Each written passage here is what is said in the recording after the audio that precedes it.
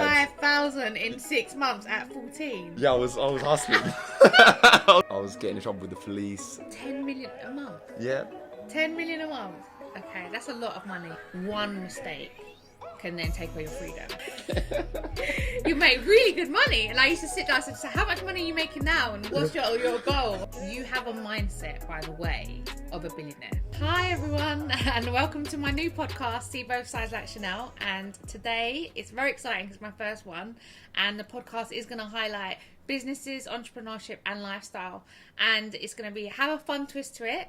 And we have an amazing guest on my first show. I picked someone that I can relate to, and I know that you guys will be able to relate to him as well, and that's Nathan Grant. Hi Nathan. Hello Chanel. Welcome to my channel and my new podcast. Are you excited? I'm very excited. My pleasure to be here. Have to be the first guest as well. Excited. Okay, so obviously we have a lot to talk about. First of all, I want to introduce you. You're Nathan Grant from North London. So I had to bring a North London person on my...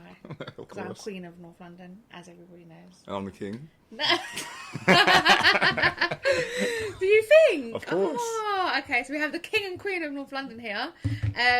So I just want to obviously ask a bit about you. So just tell us and tell everyone watching us, who is Nathan Grant? So... To work out who I am, you have to start from the beginning. Yes, please. So when I was brought up in North London, Winchmore Hill / Southgate, and I came from, I'd say, a privileged background. Really? So it was like I was always the one that didn't fit in my environment because I was probably the only black child in an all-white area. So was it like private school or? No, I went to state school because my parents wanted to keep me grounded at all times, but I was still always the odd one out in kind of all circles I moved in. Okay. And I always felt like I was someone who was due to do something special in life, but I felt like I kind of went off track in what I was supposed to be because I didn't really know my purpose when I was younger because I was always trying to fight people's narratives of what I should be and what I shouldn't do, and it was only until my later years where I found out who I really wanted to be. That's normal. Yeah, that's normal. So course. Start us. How was school for you? What was school like? School. I was the smart child in school, but I couldn't focus. I couldn't pay attention to teachers. I think it was an ego problem in school. Okay. From year 7 when I went to secondary school, I was trying to prove myself to everyone. What school did you go to? I went to Highland School. Okay, so you were like the first kid from Highland? Yeah. So it was a new school? Yeah, it was a new school. My brother was actually from the first year of Highland School, and then I came 5 years later, so... Oh, okay, so you're the 5th year. That was the 5th year of the school, and it was like a constant battle of trying to prove myself. I didn't really know who I fit in with, who I didn't fit in with, so I was constantly moving around different social groups and just trying to find myself. But then as I progressed through school, I kind of became more introverted and kind of separated from everyone. Right. Because everyone was they were moving in social groups, acting in certain ways, and I always felt like I was different. Okay. And I suppose, due for big things in life, and So what qualification did you get at school? Did you finish your GCSEs, I call it. I'm showing my age now. What is it? I did GCSEs as well. Okay. And can you tell us how old you are? Because I am 29 years old. Oh, you're in your finding yourself era. Finding myself. I feel like I'm in my prime. I'm coming into my prime now as well. 30 is an amazing chapter. Actually, Nathan, did you come to my 30th birthday? Yes, I did. I was there. Yeah, Nathan was there at my lavish ball that I did. And life changed, actually, at 30. I think 30 plus is your best era. But you've done a lot, so we're going to get onto that. So you finished school. I finished school, and then I went on to university, which I didn't particularly want to go to, but that was more for my parents. Mm-hmm. So I went to university. I studied business management there. Makes sense. Didn't really attend any of the lectures. Okay. But I completed all the work in advance because I like to do everything early and do things on my own time. But I kind of learnt how to be by myself, operate in environments where I'm uncomfortable in. Okay. educational wise, I didn't learn too much. I'll be honest. I felt like I learned more from other environment situations, from my parents, from. Is that because you didn't want to actually do that degree though? A bit, yes. From. When you think about it now, I feel like when you're studying, and this is, I feel like a general challenge that most children have, is that they don't actually know what they want to do. Yeah. So then the outcome is never great. Yeah, I wasn't passionate about my degree. Like it didn't. I didn't wake up thinking, "Oh, this is exciting." I just woke up thinking, "I've got to complete this work as a means to an end to pass the degree." Yeah. There wasn't any passion it wasn't leading me in a certain direction. So did you finish your degree? Of course, yeah, I finished it. Oh, you finished it? I finished it early. Oh my God, well done. I finished my dissertation in a week. Just shows his brains are definitely there. So very clever. I've always said that about Nathan. He's very clever, but you just knew it wasn't for you. No. So you finished it. You got it out of the way. And then how old were you at that point? I was 21. 21, degree finished. Degree finished. Privileged background. The parents put you in a normal school so you can keep grounded. Yeah. Were you still grounded at 21 with your degree finished, or where were you at? At that point, I feel like I came back from uni, and obviously I came back to London, and then I was like, I didn't know what I wanted to do. I was so focused on just making money. Right. In any way possible. Right. And then I worked a job. Is that because... We're going to get onto Nathan's job choices. Is that because you wanted to make money because you felt like in society as a young boy you had the pressure of needing to be financially stable at a young age? It's a bit of both. It's obviously, when you look on social media, for example, you see everyone showing the best highlights of their life, so you think, I need to be able to do all of this right now. Yeah. I used to look up to, for example, rappers, footballers, see the lives they're living. I want to be like that. Yeah. And then it's kind of where I felt like I came from privilege. I always had a point to prove myself. Like I had to make money myself. Like I didn't want anyone to say, you got to put on, or you're only doing well because of this. Yeah. I was starving to make my own money. But the funny thing was, you come from a really good background. Yes. And lovely, amazing parents, but yet you still had this mentality that you wanted to hustle and do whatever it took. Yeah, to have as much money as possible at the age of 21. Well, it started from before. At 14, I was selling sweets in the playground. But okay. But I was buying them wholesale because I thought I need to get the price down. So I was always thinking of ways. Pick and mix. We had a whole operation set up. We're bagging up pick and mix packets. They were good then, pick and mix. Lucrative. So what profit were you making on a pick and mix? Well, I couldn't tell you my actual profit, but I remember I made my first. What, per pack?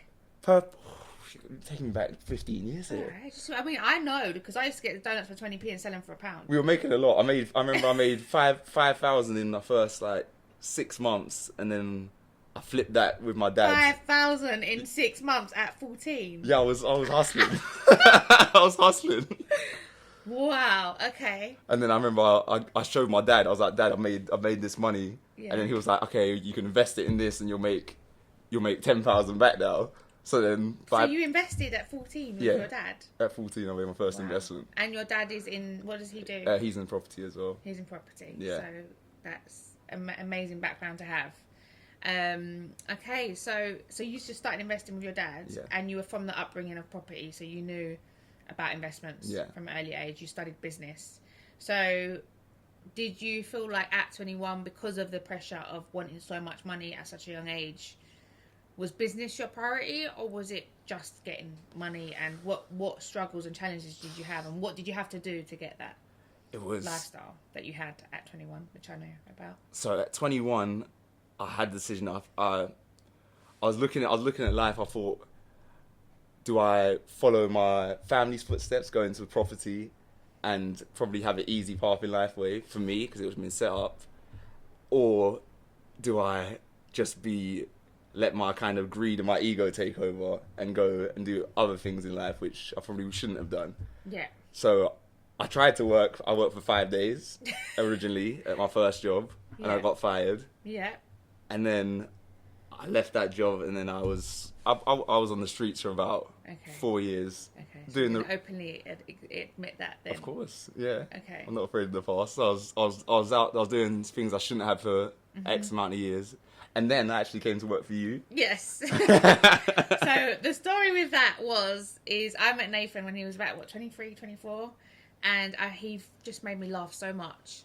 And I was like, oh my God, Nathan's so funny. And when I found out that he's educated and clever and his family from property, I was like, wow, like I have a lot of respect for Nathan, even more so now.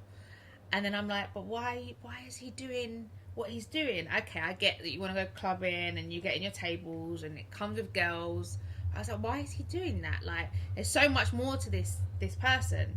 And I had a go at you.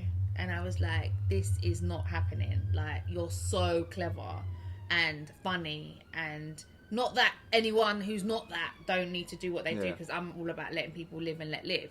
But I was like, there's so many other avenues of income that you can get more of. And I get that lifestyle is a temporary hit and it feels good, but it's just temporary. Yeah. And I didn't want to see someone like Nathan go down a different road. So there's ambulances, I don't know if you can hear that. So I said to Nathan, come and work for me at Range Homes. It's great commission and you make really good money. And I used to sit down and say, so how much money are you making now? And what's your goal? Or how much money do you want to make? And then he come in, first day, suit, it was a little bit late. And I was like, Nathan, like, why are you late? You start at 9 o'clock. And he was like, oh, you know, I went out last night. And I was like, I don't care. Like, come on, I've given you a chance. Like, sort it out. And then he was like, oh, Shan, I've just like 12 o'clock would come. And he'll be itching to leave the office. Like, I've got to go somewhere. I'm back in 10 minutes. Half an hour later. An hour later, I was like, oh my God, Nathan, you're not serious. So how long did you last? I think I lasted a month with you, or just under a month. Oh, I thought it was shorter than that. Yeah, it was. It might have been a bit less than a month. I'm not sure, but. And how did you find working at Range Homes for a month? To be honest, I enjoyed the working environment. I enjoyed the office. I enjoyed the people there, but the whole working for someone, even if it was you, it just wasn't for me. I've always wanted to kind of set my own ways in life, my own goals, and build something that I feel like is my dreams. Okay, that's really good. But at that age, you still didn't know what your dream was. No, at that point in life, I was still. My whole life was still focused on the greed element. I hadn't really found myself, so I was looking at superficial things for my happiness, which obviously never makes you happy, and short-term fixes for everything. Yeah. And then, I suppose. So where was your turning point? What age were you at? My turning point, it was at the beginning of 2021. Okay. That was the time I said. Well, long ago at all. No, that was when I said my whole life has to change. Amazing. I remember I got myself into a bit of trouble. Okay. So I got my. This is when I didn't hear from you probably for a few years. Yeah, I got someone. People came from my life. Oh my God. I was getting in trouble with the police, and then I sat down. I had an operation, and I sat down. I was at home for about 3 months. I couldn't walk, and I was sitting there, and I thought, everything in my life's got to change. Like I'm not doing anything that's gonna prosper long term. Like I wasn't working towards anything. Yeah. So then I literally just, the second I could walk again, I stopped everything. I changed everything. I got focused on my business. Wow. I started investing in companies. Amazing. Started growing the business that I was involved with, which I was an outsider on my events business called La Fiesta. Okay, I've heard people heard of La Fiesta. It's a festival now. Yeah, we're doing well.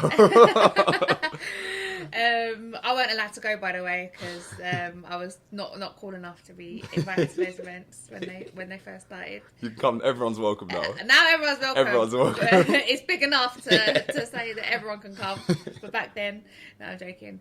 Okay, so do you think that obviously it's crazy, isn't it? Because you get these downfalls that actually are blessings, and I feel like that injury was probably one for you. And I feel like when you're injured, you take so much for granted, and you realise, oh my God, walking is a blessing. Just walking, talking, seeing, being able to go to gym, and then you were like, this is the turning point for you. Yeah. But it didn't need to get to that. This is the thing. I think this is why I wanted to highlight, obviously, younger generations, because for me, it's really sad to see what I see, that kids have so much opportunity out there and they're not taking those opportunities and taking their life seriously enough.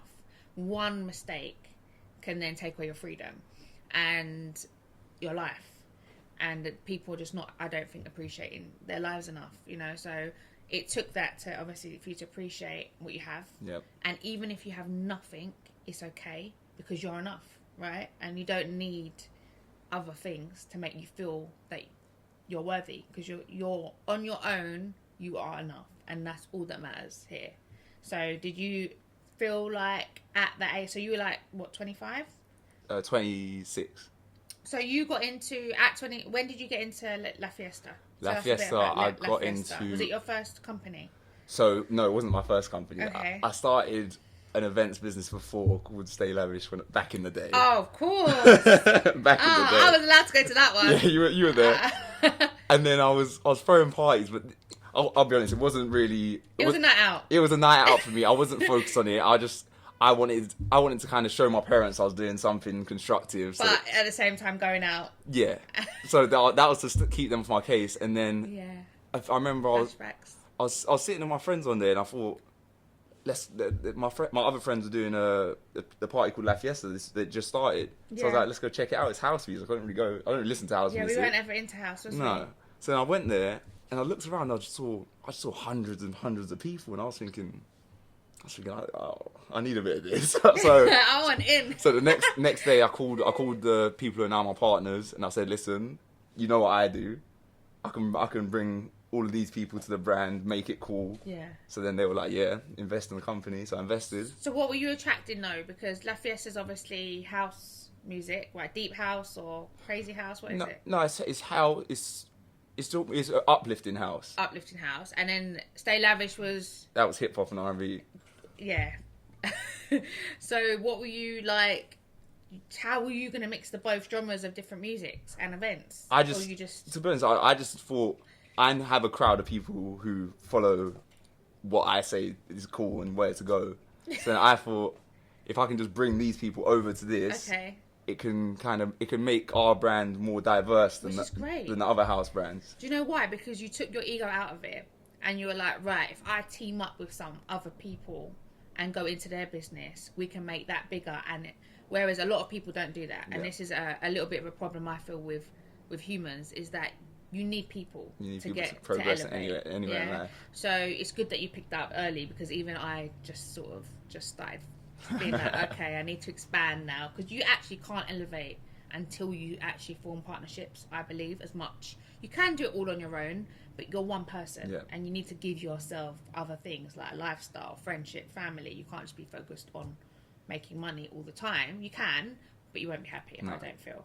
So you created the two, and it formed La Fiesta. La Fiesta. How did it go? So you hit lockdown as well. Oh yeah, so we were throwing parties around England. Then we had not in lockdown. No, before lockdown, we were throwing quite a few parties of selling them all out, and then lockdown. We just threw a party in Ibiza. So then we were on the up now. We thought we're gonna go back next year, have a whole season out there. Yeah, I think I saw you lot in COVID in Ibiza actually. Was that the season you were gonna do it?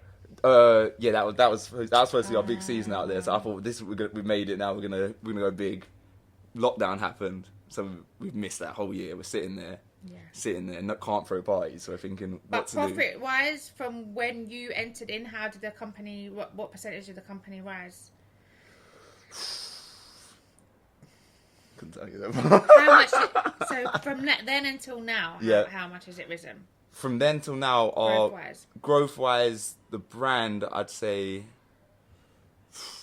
has grown about 300%, I'd say. Wow. I'd say. But then, during the lockdown period is when that was actually our time where we actually grew a lot, because we were the first ones in the countries to do the socially distanced festivals. Okay. So that when everything was shut, and we were the only brand who were doing parties. So then we had the newspapers doing reports on us negatively, obviously. I saw them newspaper headlines. We might get some up for you lot so you can see them. So I remember I was on the plane, I saw the headlines, I thought this is brilliant. Even though the whole article was bad, I was thinking, but you have to call attention at any cost. Yeah, because it was in a field or something. Yeah, it was in Cuffley, and they had people from the newspapers coming into the festival, take photos, because it was raining and everyone ran underneath a tent. So they said no one's socially distancing here, and they tried, but we didn't care what they said. So we threw another 2 festivals on back-to-back weekends. Okay, when lockdown started opening up. No, while lockdown was still going, We did, after the first one, we threw another two festivals on back-to-back weeks. Where most people probably would have stopped. Yeah. They would have been scared. Of course, but Okay. you have to take risks. Yeah, lockdown was a bit weird, really. Obviously, I didn't go out in lockdown at all because my business grew 25% in lockdown. But because we were allowed to work, so I was the only one hustling, to be honest with you. You lot were, but hustling to different. I was, unfortunately, valuing properties all day and seeing a lot of deaths and stuff, so it was a bit sad. But the kids were really dying to go out, weren't they? And I think it was a really hard time for the younger generation. Do you think you actually helped the younger generation in lockdown? To say it helped would be, I feel like that's maybe a push or a stretch, but we definitely brought smiles to the people who attended, because they were stuck in their houses for so long, and then we were kind of the first people that allowed them to get out, enjoy themselves. Because I remember the first time I went out in lockdown, I was like, oh my god, I really needed this. And then I could imagine that kids, because I feel like the younger generation really suffered the most in lockdown, and they're like probably just recovering from that. From there, I went on to write my own book. I know. Called, I got gifted your amazing book. What is it called? The Marathon Journey to Your Destination. Oh. And is that because you love running? How did you get the name? The marathon is from Nipsey Hussle. Okay. So obviously, there's a lot of Nipsey Hussle. Yeah. It's full of Nipsey Hussle. The whole book's paying homage to him, because I learned a lot of business lessons through him, even ways to carry yourself as a person. And he says something about the highest level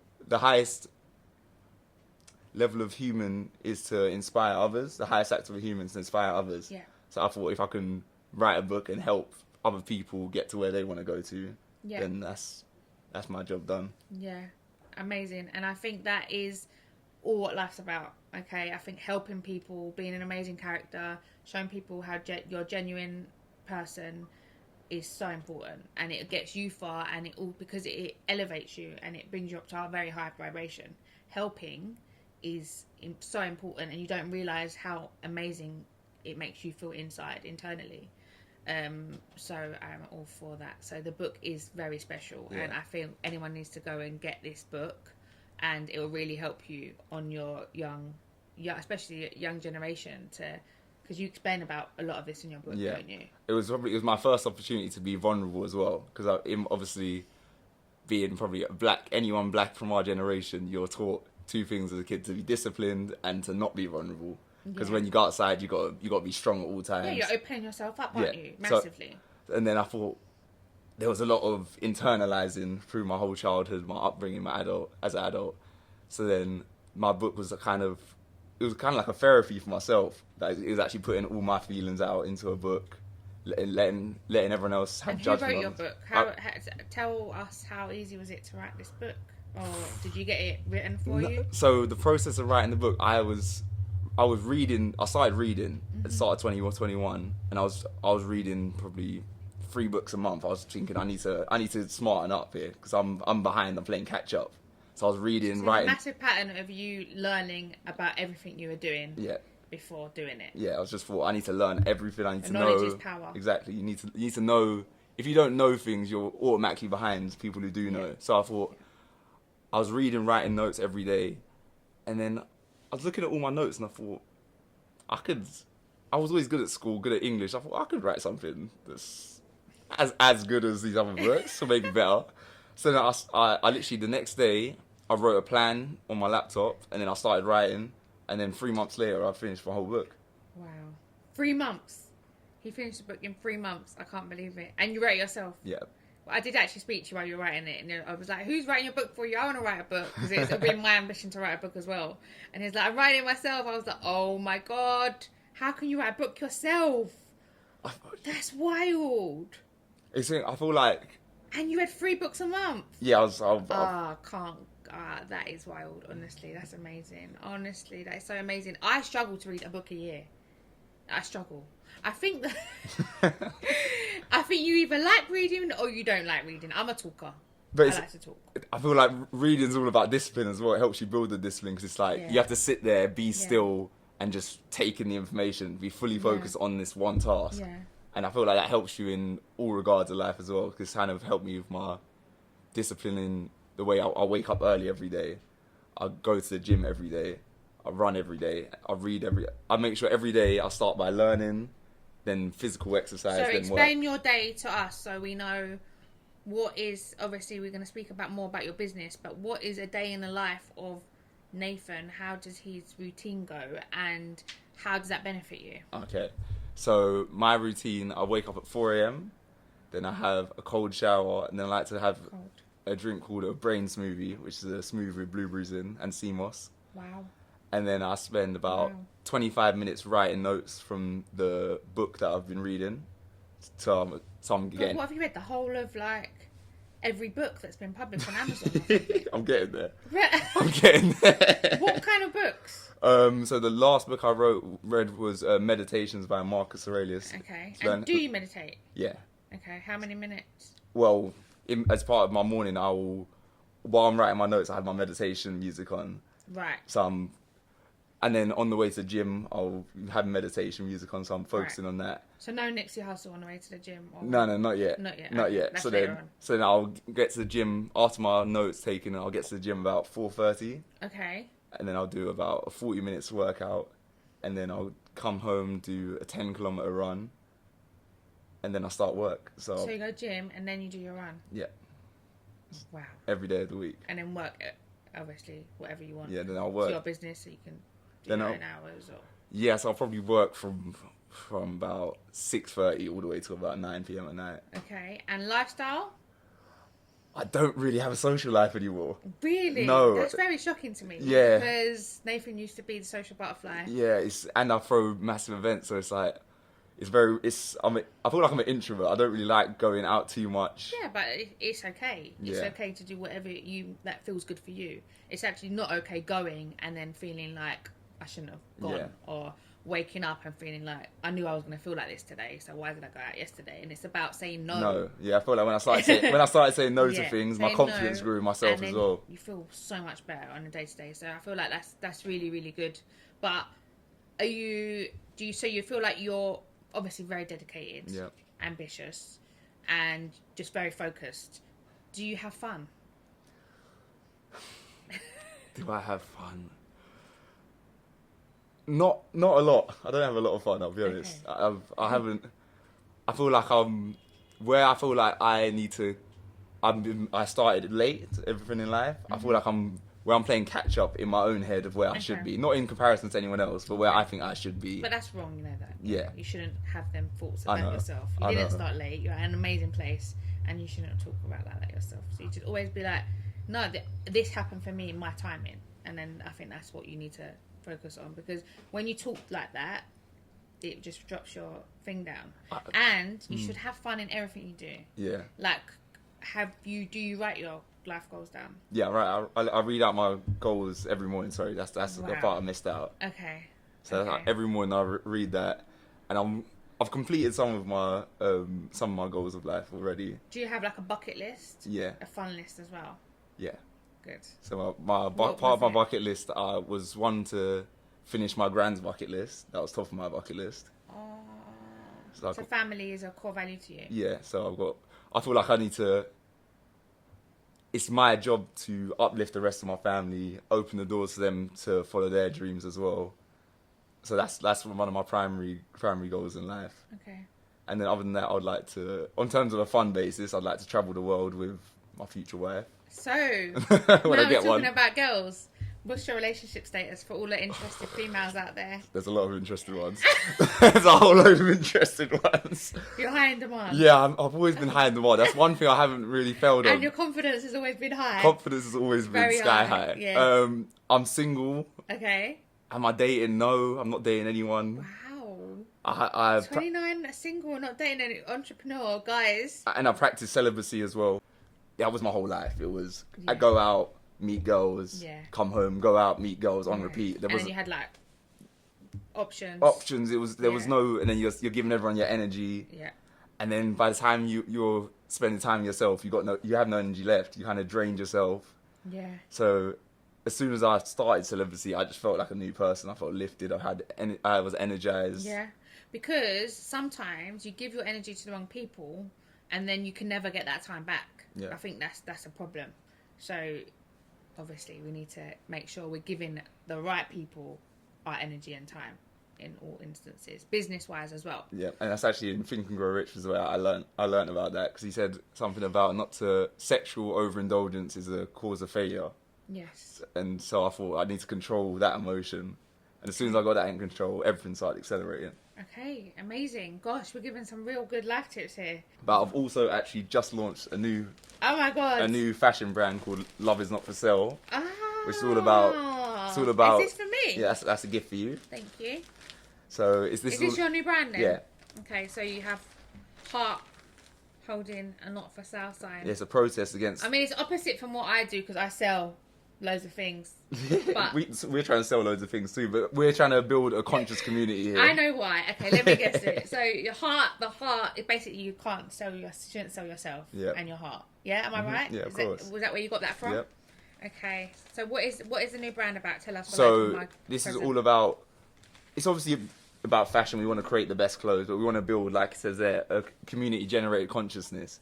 So we want to help people. Is there anything in here? Yeah, it's a letter. It's written by me as well. Of course it is. So we want to basically help people gain consciousness by showing them there's other ways in life and not to be trapped into other people's thoughts and fears of what they should be. So this is one of your t-shirts. Yeah. It looks quite familiar, this t-shirt. I've been wearing them for about a year. As proof. I've got one on now as well. Oh, I think I've seen it before. Okay. Oh, amazing. That's nice. Yeah, because there's another, actually, I like to talk about different businesses, but there's a really big business in Dubai. Obviously, I live in Dubai half the year, called Just Giving.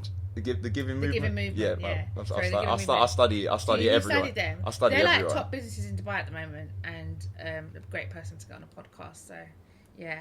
But I really think that I value what they do as well, because they're giving a portion of their they're making eco-friendly clothes, aren't they? And they're giving a portion to charity, which is very rare in Dubai. So what we're actually trying to do as well, for every drop that we release, we want to give back, but we want to directly touch people. So anyone who's part of our community, we're gonna randomly pick someone out of that community and gift them something special. Give them a La Fiesta ticket. No, it's something big. They're gonna get a big gift. So every time we sell out a drop, someone will be gifted something. Wicked. So it's great. It's what they do, like with the easy stuff, I guess. And then we've also launched a gratitude channel, because we feel like being grateful to one another is the way people become more deeply connected. Yeah, especially with everything that's going on now. I think gratitude is something that we really forget about, and we need to really hold it important. And something that I've only learned, I'll say recently as well. I wasn't grateful for the things that I had myself. So everything I'm learning, I'm putting onto my brand, because I feel like it's helped me. So I want to help others. Okay, so amazing, well done to all your businesses. But now we need to get to the nitty gritty stuff. How do I put this? Out of all three businesses, I'm going to do a free multiple choice questions. What is the most earning for you? Because I know you have a property as well, which I manage, by the way. What would you say is more lucrative for you? The clubbing scene, the sex industry, or the property industry? Ooh. I feel like it's all had different times where they've outgrown each other, but currently the sex toy industry is that's the leading one. Okay, sex sells. Yeah, it does. It does. But the event, all of them have a very high upside. So it's like all the companies are still in a growth period. So none of them are anywhere near where we want to be. Like La Fiesta, we want to be throwing parties all around the world. Yeah, La Fiesta needs to come to Dubai, because Dubai hit a massive house scene now. We're going to throw a party in the desert as well. You're going to see very soon. Yes. That's going to happen. That sounds so exciting. It's not organised, but it's going to happen. You heard it here first. We're putting it out there. We're chucking it out there. So you're saying at the moment the sex toy is selling the most. Okay. And what has been your most turnover in total ever that you've ever reached per month? Per month? Yeah. The highest turnover was about 30k. Okay. And what's your expectation of turnover, personal? For my In total, for everything. For everything. Yeah. I would like to make. I can't put a limitation on this because I feel like I'm gonna say 10 million a month. 10 million a month. Yeah. 10 million a month. Okay, that's a lot of money, guys, and it takes a lot to get to 10 million a month. But you have to set outrageous goals, otherwise you're gonna reach a goal and fall short. So any goal I set has to be outlandish. It's crazy, right? Because I've got the goal. One of my goals is 100k a month. No, sorry, 150k a month is one of my goals. So I'm like, yeah, that's fine, and I will get there. But when I tell people, they're like, £150,000 a month. Are you sure about that? I'm like, why? Why would it? Like, it's fine. You can do it, but 10 mil is very high. Of course, it's high. So you need to. How are you gonna get there? Because it's not about just saying I'm gonna make 10 mil. It's about how am I gonna get to that 10 mil? How's it gonna feel like? And sometimes you got to feel the 10 mil, and then you'll get it. I visualize it every single day. Do you visualize? I visualize every single day of my life. It's very important. And I've got a plan with my current businesses to the growth, especially the fashion. I feel like the fashion is where that's something I've always wanted to do. Yeah, you've always been into fashion. Yeah, I love fashion. I've been shopping since I was about 15 years old. Yeah. So I've been doing my research. I've done 10,000 hours in fashion, even though I have only just started the fashion brand because I've been shopping for so long. So fashion is where you're gonna go to. But would you say you're giving all of your businesses as much time as possible? Like, how is it managing multiple businesses? And how many businesses do you want? I don't. It's difficult because you're constantly going from one thing to another. So I'll sit there and have an overall task list, and I'll wake up and I'm just attacking every single task every single day. So I don't really struggle with that because I feel like I have so many hours in a day to work on everything. But in terms of how many businesses would I have, because I also manage 2 artists as well. Okay, so you're in the music industry. Yeah, as long as I have time when I grow for my personal relationships, once again, I wouldn't say a limitation on that. Okay. But I've started companies in the past which weren't to do with my purpose, and then they always fall short because it's like you start it, you have energy, you have motivation, but then it's like when something goes wrong. When it goes wrong and it's something you don't really love, or it doesn't fit in with your personal. 1,000,000%. Like for example, sorry, I was selling the disposable vape industry started. Okay, yes. And I thought, okay, I'm getting this early, so I started doing that, selling vapes, and I thought it doesn't align with me as a person. I'm up early, I'm exercising, I'm telling people that they should do better. Going for runs every day, and then you're selling vapes, which no one knows the long-term effects of vapes, by the way. So we shouldn't promote vaping or drinking because.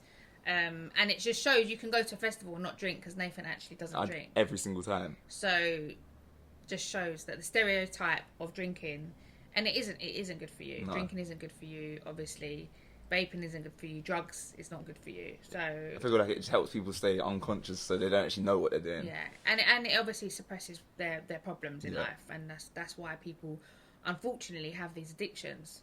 But if you find your purpose, like which you have done, and you're in line with your core values and you know what you want in life, then you should excel and hopefully start realizing how important your health is and your body is, and stop doing the things that are bad for you, and then you would elevate. So you have a mindset, by the way, of a billionaire, because what does it take to be a billionaire? Is someone that feels like it's never enough. But you need to be careful, because like you say, when you want to have this personal relationship, you need to make sure that you can have healthy relationships where you can connect with people, you know, and not just be about obviously making money, but you're doing a fantastic job. So well done. Thank you. So I will ask my next question. You've got how many? 4 businesses? Yeah. About 4 or 5. So you've got on about 5-6 streams of income, and they say you should try and have 10 to get to where you want to be. So another 4 companies. So you've got another 4 companies to make, but they have to fall in line with you and your core values and what you love doing. So that's amazing. And you've got a rough target. Have you ever thought of selling a company? No, I haven't. No, not yet, because I feel like I still got a lot to prove, and it's like I feel like if you're focusing on selling it, you're just focusing on the money. I feel like in the business that I'm in, you got to focus on the people. So if I focus on that as an end goal, it's kind of I'm losing track of what we started these businesses for, which was to with La Fiesta make people enjoy themselves. Yeah. The clothing, self-expression, self-love. So you're creating like a community. Yeah, everything's about and a community. brand, isn't it? And it's for the people, which is amazing. And obviously you're doing stuff you love in the process. All of this sounds really positive and good. And obviously I've known you for a long time. There must have been challenges. Yes, so many challenges. And Nathan's favourite line is, "I took an L." I took an L. I've taken an L. Yeah, there's been so many losses along the way. Okay, so L is losses. So where would you say your biggest challenge have been, personal and business-wise? My biggest personal challenge would be... Actually, no, I'll start with my biggest business because that's a shorter answer. Yeah. The biggest business challenge was finding out, for having to learn a business while you've been in it for a certain amount of years. So I was in La Fiesta, but I wasn't in it. So then by the time, and then you feel like an outsider in your own company. So then I had to look at myself and think, you've actually got to go learn everything from scratch, be a beginner, and have that constant mindset of everyday learning. Open to learning. And you have to be aware that you probably don't know anything about the business because you've not been focused. So that being outside in my own business was a big challenge. And then... It's not that bad of a challenge. It must have been worse. Think of your worst days, because I had some worst days. I'm like, oh my God, this business is serious. Is this actually happening to me? And it feels like your life is going to end. The business is going to end. The world's going to fall apart. I have those days all the time. I've had so many financial days where it's been terrible. We've done festivals and lost 50 grand. Oh God. And then it's like, but I think where I came up doing certain things, living a certain way, it's like risk kind of was never really a big thing for me. Like I was used to losing money. You are definitely a risk taker. Yeah. Open up these businesses. Yeah. And invest it. So you use your own money for your investment? Everything I've done is my own money. Okay, so again, a lot of people don't even use their own investment money. They get obviously sponsorships and stuff. So you've done amazing to actually invest into the businesses yourself at your age. And I felt like every time I lost money, it was like, was it a loss or was it just a lesson that I could gain from? So that's how I kind of repositioned that. So I never really considered the financial losses as a big thing. It was like, it was a momentary thing. Yeah, because you would always laugh when you say it. Yeah, I'd laugh at it. You have to laugh at the pain. And a crisis... I've lost today, and there's me, I've lost today, and I'm like crying. But that's good. And I've always said a crisis is a terrible opportunity to waste. Yes. So every time I lose money or we fail, I'm thinking, okay, we failed here, now we can pivot into other things. So I don't really focus on losses too much. Okay. And in my personal life, my biggest loss in my personal life, I would say probably losing my brother. Yeah. That was the hardest situation I had to deal with. And that was really recent. That was recent. And it's like he was someone that always told me that I was better than anything I was doing at the time. So that was obviously a lot to take. And he was young as well. Yeah, he was only 34. Yeah, it's younger than me. Yeah, but then I also knew I had a responsibility to keep going. And because he's got a daughter. He's got a daughter that I've got to now represent, take her on my own. We're actually launching a collaboration with her on my clothing brand that comes out next year. So she's gonna be a fashion designer. Stay tuned for that, guys. What's her name? La Rosa. She's gonna be a fashion designer at the age of 3. So I know. I feel like pain gives you extra.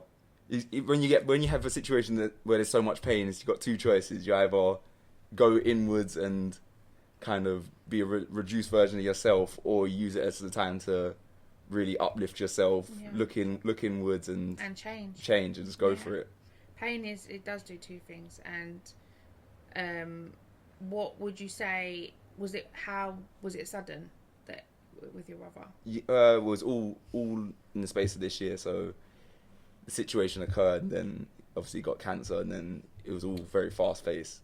But horrible. I'm so sorry. It's okay. But then I knew even when it was going on, my brother would chat to me and he'll be like, "You got to go for this stuff. Like, there's no, you can be upset, and I probably haven't.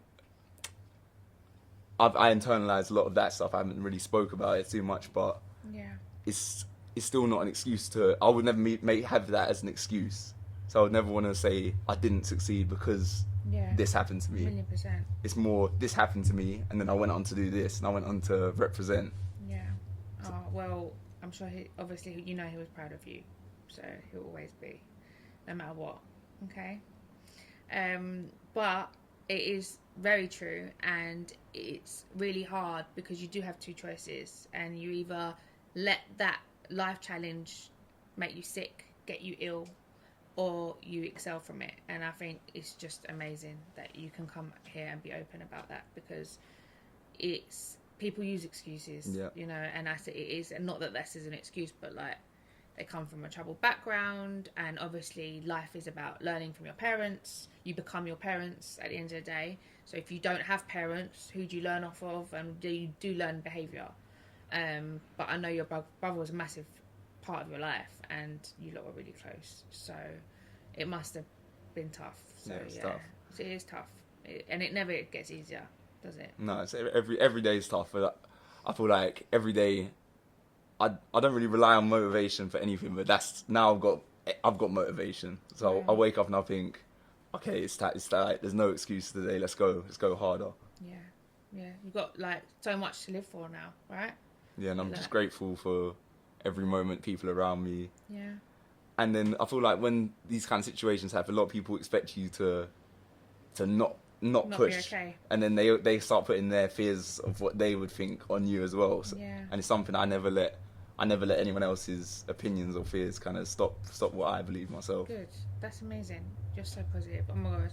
Honestly, very, very positive. I thought I was positive. Nathan, he's really shown me a different. Well, I've always known you've been funny and positive, but this is great. This is definitely a new Nathan that I met at the age of 21. Trust me, so I'm so excited to see what you're gonna be like in like 5-10 years time, because like I said, 30 is a whole nother level of life, and you're gonna be like. Don't worry, we're doing another one soon. We'll do another one. We'll update you guys on Nathan's journey, because it's been so amazing so far. So we're going to ask a few questions. The next question is, what's your 5-year plan? 5-year plan is to create a community around my fashion brand. So we're going to have people. I want to start doing things where people are going on runs. We're going on up mountains, creating a whole community that kind of uplifts each other. And obviously, profit-wise, we want to grow the company worldwide. Yeah. And we want to go and give back around the world as well. That's a major part of the brand. Yeah. In terms of, from our events brand, we want to be in a couple of different countries.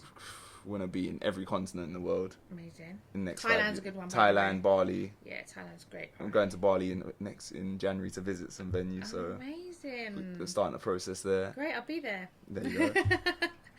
And then sex toy, I want to become a major competitor in that market. Okay. That's going to be a hard market to break, but we were coming for everyone there. That's going to be a good one. And then personal goals, I plan to run an ultra marathon. So what does that mean? An ultra marathon. Joyce, I've read up about ultra marathons. I don't actually know the definition, but in my head, I'm gonna run. I'm not gonna say what I'm gonna run, because I'm gonna keep it suspense. Yeah. I got to build that up. I know what it is. Yeah, you know what it is. But I'm gonna. It's a long run. Yeah, I'm gonna. More than I think it'll probably be in the records, right? I'm not sure if anyone's done it here, but that's in the plan for next year. Okay. And other than that, my major goal is to make sure my niece La Rosa lives all of her dreams to the fullest as well. I'm definitely sure she will. And she'll watch this back one day, obviously, and be like, oh, that's amazing. My nephew's 4 as well, and he's like, best thing to me. So we'll ask some fun questions, and we're going to do some more multiple choices now before we end our amazing show and my first podcast, which I've loved, by the way. So, blonde or brunette? Brunette. Okay. That was easy.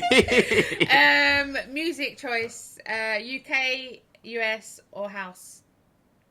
US, brackets, Nipsey Hussle, Meat Mill. That's it. A bit of Jay-Z in there. Tequila or a health shot? Health shot. Okay, I bought a health shot for him, by the way, because I was like, that's what I'm going to do with everyone I hear. Do you want a tequila or do you want a health shot? I'm joking. I'm going to change it every time. Okay, and favourite film? American Gangster, Denzel Washington. It says a lot about someone when you ask them their favourite film, so that's a good one, actually. Okay, well done, and thank you very much for coming to my podcast. Pleasure. I really appreciate it. And everyone follow Nathan and see what he's going to be up to, because there's a lot to see. And his book, by the way, is really, really great. So honestly, well done. You've been amazing. Thank you, Nathan. Pleasure. Thank you, everyone.